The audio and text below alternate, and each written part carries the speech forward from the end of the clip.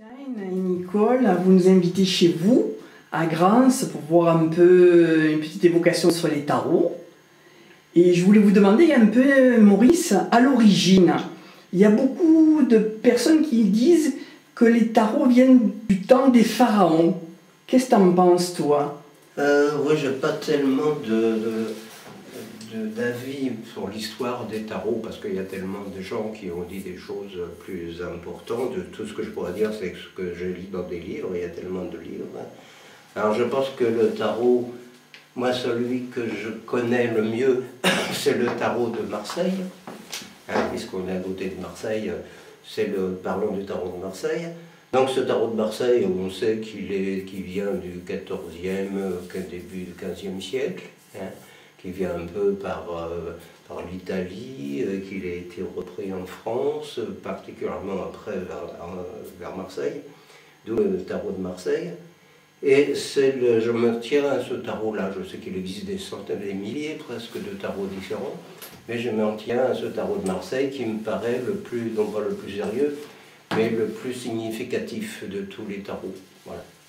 Je dirai après ce qui m'intéresse le mieux. Et toutes ces questions, je fais confiance aux historiens qui ont écrit là-dessus. Malgré tout, si tu me demandes mon avis personnel, je pense que dans ces genres de recherche historique, rien n'est absolument sûr parce que c'est tellement lointain et ça a tellement été arrangé. Rien n'est absolument sûr, mais si ça vient, si il y a des anciennes, que c'est, comment dire, que l'essence du tarot, plus elle sera ancienne, et de définitive, plus elle sera crédible. Si le tarot a traversé les siècles et même les millénaires, c'est qu'il était, donc il valait la peine d'être conservé. Et le tarot qu'on récolte aujourd'hui, que ce soit le tarot de Marseille ou d'autres tarots, mais qui sont des tarots anciens, on peut être sûr qu'ils sont validés par l'ancienneté et aussi par la sagesse des gens qui les ont dessinés et redessinés et qui ont mis une sagesse pas totale, ça n'existe pas une sagesse totale, mais enfin disons pour le moins une grande sagesse dans laquelle on peut aller puiser des éléments qui intéressent chacun. Par exemple, on parle d'un monde de vie. Bien sûr, oui, c'est intéressant, parce que par exemple la crise actuelle, bon, on est dans la crise, on en parle tous les jours, du moins on nous en parle tous les jours, et dans des temps de crise comme ça, les gens sont plus peut-être fragilisés, enfin plus inquiets, plus incertains, plus inquiets, et ils se rapprochent alors des centres d'intérêt qui sont générés par la pensée. Par exemple, je m'occupe d'un café philo. On avait donc récemment, donc je ne m'éloigne pas des tarots en disant ça, à un café philo récemment, on avait programmé une soirée sur la peur. Alors dans un café philo à Salon, à la Casa Palardo de Salon, dans un café philo dans lequel il y a entre 15 et 25 personnes d'habitude, avec le thème de la peur, on était venu à plus de 80 personnes. C'est pour dire que dans des situations de crise, les gens étant anxieux se rabattent sur les centres, sur les relations plus profondes, comme la pensée, la philosophie, bien que ce ne soit pas une philosophie de professeur de philosophie, mais plus intériorisée. Par exemple, on a annoncé que la vente des livres depuis la crise avait augmenté de 20%. Donc les gens lisent plus, les gens en ont peut-être assez de voir les images de la télévision qui sont plus toujours catastrophiques, donc se rapprochent des choses plus sûres, comme des images, et des images traditionnelles comme les images du tarot sont des images apaisantes. Et en temps de crise, les gens ont besoin d'apaisement. Et naturellement, ils viennent vers les tarots, ils reviennent vers les choses traditionnelles, me semble-t-il. Ouais, ben c'est ce que j'ai essayé, c'est ce qu'on a essayé de faire un peu.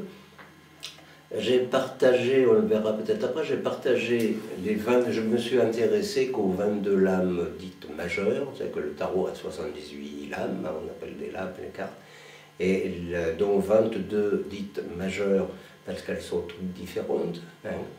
C'est devenu les atouts, enfin bref, c'était les ancêtres du jeu de cartes. Hein. Et alors, dans mon interprétation, que je me suis inspiré d'auteurs aussi, bien sûr, par Oswald Wirth, par exemple, un auteur qui n'est plus connu aujourd'hui, mais parmi mes inspirations, il y a bien sûr, chaque carte représente une ressource personnelle. Hein, ces 22 cartes représentent chacune une ressource personnelle. Donc moi je suis parti du principe que chacun aurait au moins 22 ressources personnelles et que chacune de ces ressources peut être illustrée par une des lames majeures du tarot.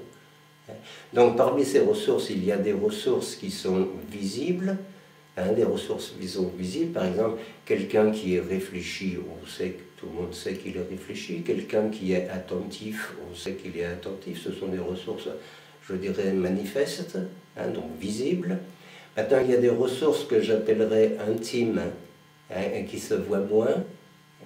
Par exemple, l'autonomie, c'est une ressource d'être autonome. Et au premier coup d'œil, on ne voit pas exactement si il faut connaître quelqu'un très intimement pour savoir qu'il est autonome ou pour savoir qu'il cherche la réalisation de lui-même. Donc, par exemple, la réalisation de soi serait une ressource que je classerais dans le moins visible, c'est-à-dire, disons, si on veut employer le mot, invisible. Mais je préfère appeler, moi, le terme ressource intime plutôt que le terme ressource invisible. Ok.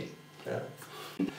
Oui, ben je peux te donner un commentaire donc, sur l'une des 22 cartes qui ont été faites, en particulier donc la carte du diable, et ceux qui connaissent les tarots de Marseille auront du mal à retrouver le diable dans cette carte, hein, bien qu'il y a des indices. Alors pourquoi nous avons changé particulièrement la carte du diable alors que les autres cartes sont dans la tradition pure du tarot de Marseille?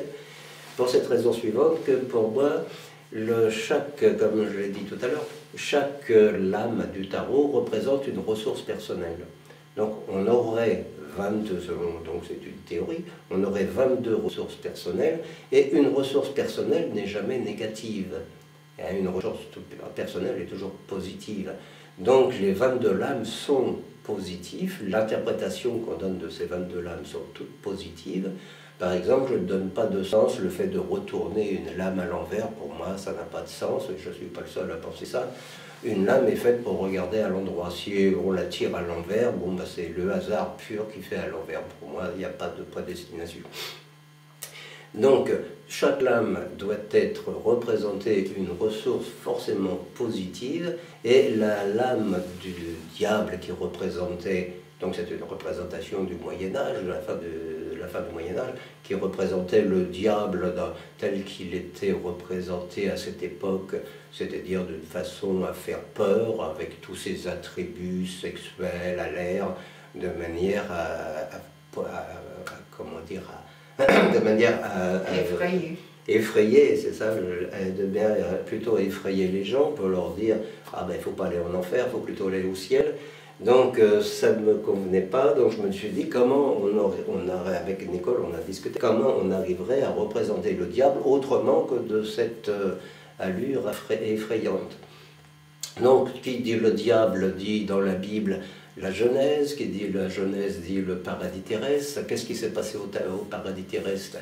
Ben, on n'a qu'à lire, il y avait un arbre de vie, hein, et il y avait nos premiers parents. Alors on peut penser qu'il y avait le serpent, bien sûr, qui est devenu le diable plus tard, mais c'était d'abord le serpent. Donc pour donner une image harmonieuse, on a gardé l'arbre de la vie, rien de plus beau comme symbole que l'arbre de la vie. On a gardé le serpent vert, qui fait penser un peu à Goethe, pour ceux qui le savent. Et on a gardé nos deux parents avec chacun une lumière. Le diable, lui, dans sa représentation moyenâgeuse, il n'a qu'une lumière, c'est Lucifer, le porteur de lumière. Là, le diable, c'est simplement un serpent qui est dans la nature, c'est pour ça qu'il va dans l'arbre. Mais nos premiers parents se détachent de la nature, hein, ils inventent la culture. Donc l'homme et la femme sont à égalité pour nous, hein. Et puisqu'ils sont à égalité, ils ont chacun leur flamme, et lorsqu'ils descendent de l'arbre, ils ne quittent pas la nature, ils ont toujours la main sur l'arbre ou sur le serpent, mais malgré tout, au lieu de se regarder dans les yeux dans les yeux, ou regarder dans la même direction, comme on disait lorsque j'étais jeune, ils regardent chacun dans leur direction respective, non pas pour se séparer, mais pour s'apporter au contraire beaucoup plus, lui sa masculinité et elle sa féminité. C'est un arbre de vie ou c'est un arbre de la connaissance? C'est l'arbre, ça peut être les deux. C'est d'abord l'arbre de vie, la vie est avant la connaissance, enfin pour moi, bon, peut-être pas pour la gnose, mais pour moi la vie est d'abord la connaissance. Donc ils descendent de l'arbre de vie, et c'est cet arbre de vie qui devient aussi l'arbre de la connaissance, l'arbre de la connaissance est plutôt un désir de connaissance. Absolument. Voilà. Donc on aurait peut-être besoin de plus grande certitude. Oui, il y a une demande de certitude, bien sûr, en période d'incertitude, tout le monde, c'est évident qu'on a besoin de certitude. Alors peut-être dans le domaine des images, le tarot fait partie du monde des images, c'est-à-dire du monde de l'imaginaire, et les nouvelles que l'on dit avec des mots, avec des images d'actualité qui sont toujours fortes et qui sont toujours traumatisantes, les gens en sont un peu saturés, donc revenir à des images qui sont tout à fait sécurisantes et profondes. Derrière une image, on sait qu'il y a une profondeur et on est attiré par la profondeur. Donc être attiré par la profondeur, c'est normal lorsqu'on est saturé d'actualité. Est-ce que profondeur, ça pourrait aller avec irrationnel, avec un mot pour le mettre bien en valeur, quelque chose qui n'est pas de l'ordre du commun, qui est plus de l'ordre de l'ésotérisme presque. Irrationnel. Oui, moi je ne suis pas très partisan de l'ésotérisme. Je t'ai dit tout à l'heure que j'animais un café philo. La philosophie touche l'ésotérisme, du moins l'ésotérisme touche à la philosophie, mais malgré tout, entre la philosophie et l'ésotérisme, il y a non pas un fossé, mais il y a une nuance qui justement tourne autour de la rationalité. La philosophie est rationnelle, c'est-à-dire donne le primat à la raison. L'ésotérisme est moins rationnel. Dire irrationnel, moi j'aime pas le mot irrationnel, je dirais plutôt le mot non rationnel, non cartésien, et qui touche plus au sentiment qu'au cognitif. Maintenant on parle du cognitif et de l'affectif. Bon, la philosophie c'est du cognitif, l'ésotérisme c'est de l'affectif, c'est plus affectif. Il n'y a pas de hiérarchie entre le cognitif et l'affectif. Bon, plutôt on aurait tendance à dire que l'affectif est premier. L'homme affectif est premier, c'est-à-dire les émotions chez l'homme sont premières, les cogitations sont secondes. Donc il y a, voilà comment je mettrais non pas de préséance du cognitif à l'affectif, mais il faut qu'ils soient menés ensemble. Voilà. Sur des tarots qui sont mineurs, et ça m'intéresse aussi, des lames mineures, sur les deniers, les coupes, les bâtons et les épées. D'après toi, pourquoi avoir choisi ces thèmes? Ces quatre attributs, comme on dit.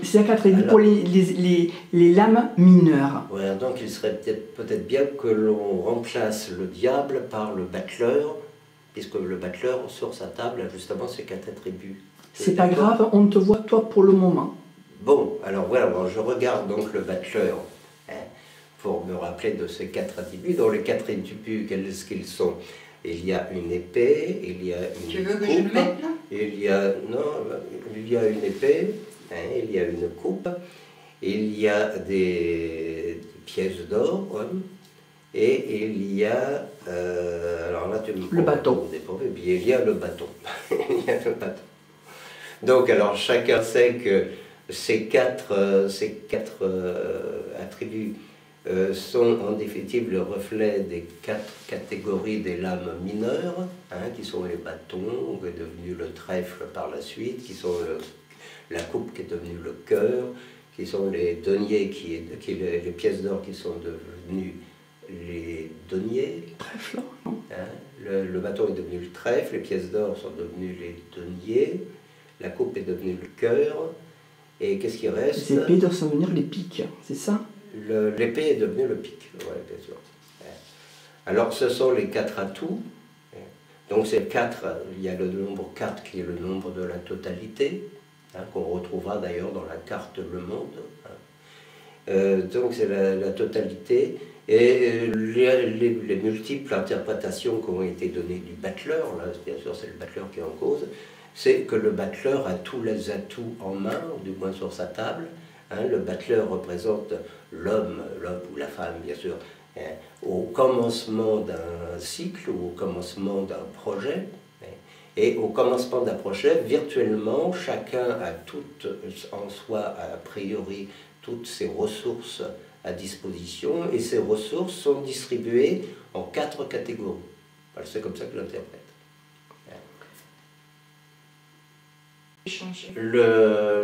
Non, c'est allé toujours sur de l'eau, mais les 2 animaux, la position. Normalement, c'est 2 animaux qui sont, donc 2 animaux, c'est un espèce de, on peut penser à un instrument de torture qu'il y avait à cette époque, donc c'est une noria dans le fond, c'est une noria, c'est-à-dire pour chercher de l'eau.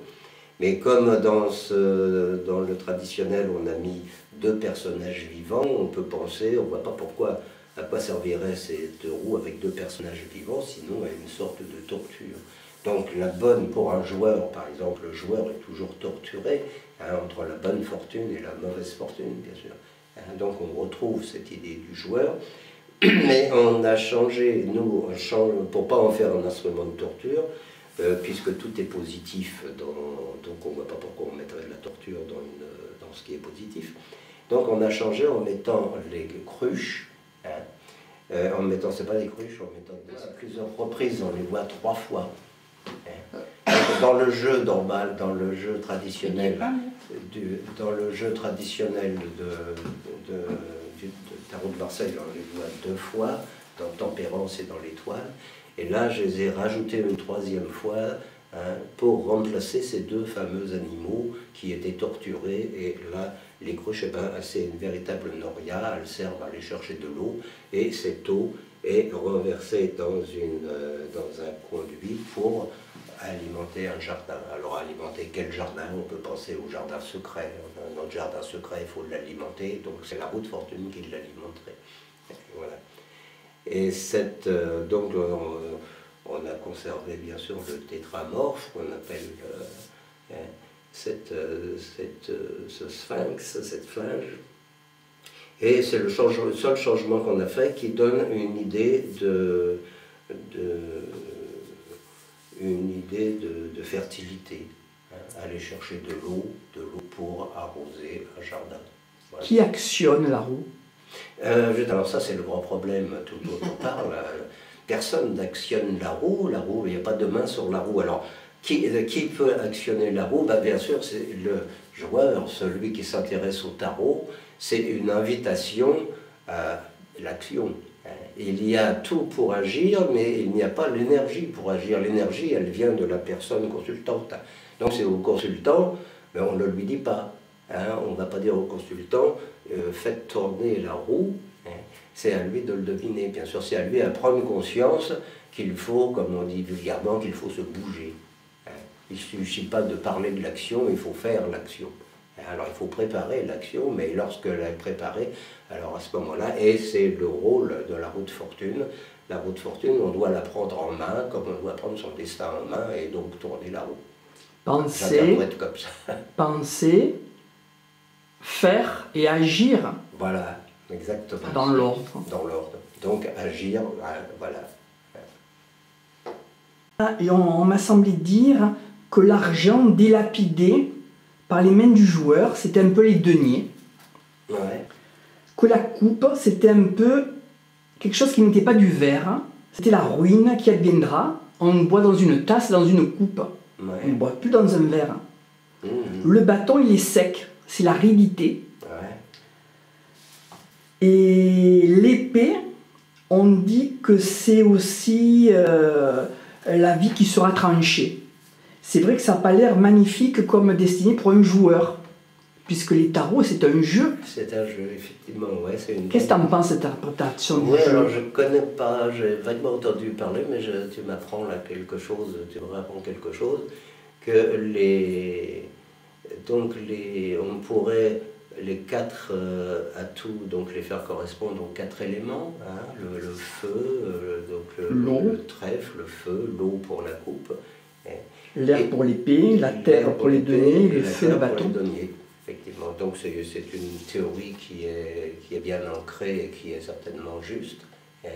Et j'ai des amis qui sont tarologues, je ne me dis pas tarologue moi-même, hein, mais j'ai des amis tarologues et qui exploitent beaucoup ce filon. Hein. Et c'est un filon qui est très fructueux. On dit aussi que le joueur se met facilement en colère. Qu'est-ce que tu en penses? Dans le jeu, il y a quelque chose qui n'est pas de l'ordre de la philosophie, finalement, de la raison, qui est plus de l'émotion, de l'instinct. De l'instinct et de la passion. Donc, quand on est joueur, on est passionné. Moi, je ne suis pas particulièrement joueur. Donc, peut-être je ne suis pas très passionné. Mais je pense qu'il est bon de dire ça, que pour un joueur est forcément quelqu'un de passionné, sinon il ne serait pas joueur. Et puisqu'il est passionné, il est possible qu'il devienne violent même. Hein. Donc l'épée, dans ce cas-là, serait un attribut du joueur, effectivement. Et les deniers, au premier chef, bien sûr, les deniers, l'argent. Parce qu'on joue pourquoi? Pour l'argent. Il y a une mise. Et avec des partenaires. Et ouais. Ok. Oui, ben alors, volontiers. Alors voilà, je relis un peu l'historique de ce livre. Lorsque je suis arrivé à la retraite, comme tous les gens qui arrivent à la retraite, on se demande ce que l'on va faire. Alors quand on a une vie d'entreprise entreprenante, il est difficile de ne rien faire ou de faire uniquement que des choses simples et de se passer le temps. Donc on cherche toujours à entreprendre quelque chose. Et alors, en réfléchissant un peu sur mes mémoires, je me suis demandé qu'est-ce que j'avais réussi de mieux dans ma vie professionnelle, parce que la retraite, c'est pas changer de vie, c'est seulement quitter la vie professionnelle. Donc qu'est-ce que j'avais fait de mieux? Alors peut-être que ce que j'avais fait de mieux, c'est j'avais été spécialiste un peu en suivi de projet, ce qu'on appelle le suivi de projet. Alors je faisais des projets, je dirigeais une société qui... Lorsqu'on arrive à la retraite, tu n'as plus de clients, mais si tu te dis je vais faire des projets personnels, donc tu es toi-même ton propre client. Tu n'as plus qu'un client, c'est toi-même, hein, et puis la famille, bien sûr. Non, enfin, ton principal client, c'est toi-même. Alors je me suis dit, je vais faire un suivi de projet basé sur sur mon expérience que j'ai appris, un suivi de projet personnel. Voilà. Donc ce livre, c'est plutôt un manuel d'ailleurs, comme tous les manuels, les livres de tarot, c'est plutôt des manuels. Donc ce manuel a pour but de faire le suivi d'un projet personnel, et lorsqu'on fait un projet personnel, on met en œuvre justement nos ressources personnelles, enfin, tout est personnel, si je peux dire, le mot personnel revient souvent. On met en œuvre des ressources personnelles, et j'ai fait un suivi de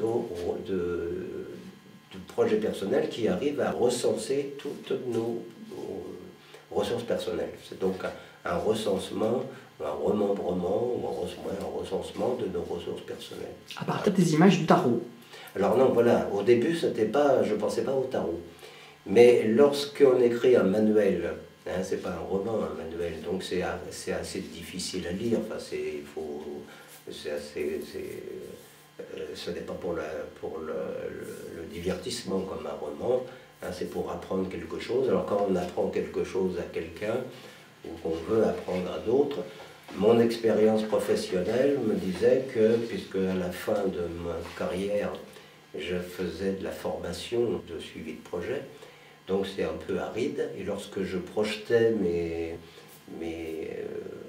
conférences, j'endormais un peu tout le monde. Quand on projette des conférences avec des mots, avec des lignes sur un sujet aride, j'endormais un peu tout le monde. Alors je me dis comment je vais faire pour les réveiller. Alors l'idée m'est venue de faire des illustrations, d'illustrer mes propos avec des images plaisantes, un peu humoristiques si possible. Et pour mon propre manuel, je me suis dit, il faut aussi que je trouve des illustrations. Alors comme j'en étais arrivé au principe que pour faire un projet personnel, on y arrivera mieux à le suivre qu'on l'aura déjà divisé en un certain nombre d'étapes.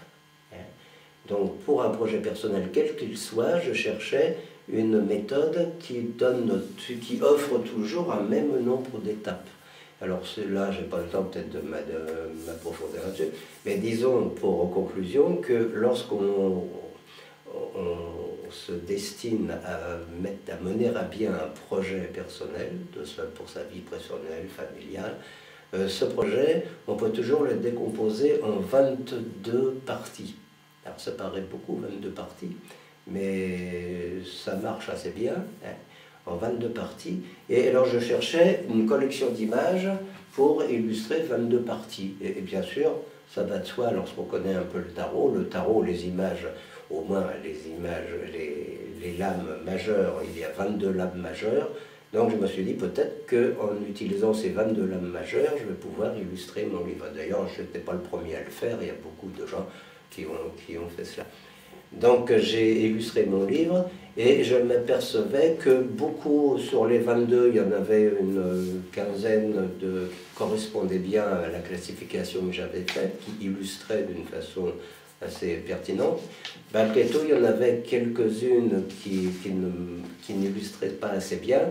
Alors je me suis dit, on va redessiner, ma femme et moi, puisque ma femme est peintre, donc là j'ai eu besoin d'elle, on va redessiner les cartes du tarot. Ce ne sera plus un tarot original, hein, bien sûr, ce sera un tarot mais malgré tout inspiré du tarot de Marseille, qui a une valeur pour moi qui est indépassable. Hein. Donc on a redessiné ces cartes du tarot en changeant quelques-unes comme le diable, ce que je t'ai montré tout à l'heure. Et donc cette illustration s'est faite un peu, pas miraculeusement, mais je n'avais pas fait exprès de définir 22 catégories, dans le fond, pour 22 étapes pour faire un projet. Mais comme j'étais resté à 22 étapes, c'était une bonne occurrence, c'était une bonne fortune. Voilà.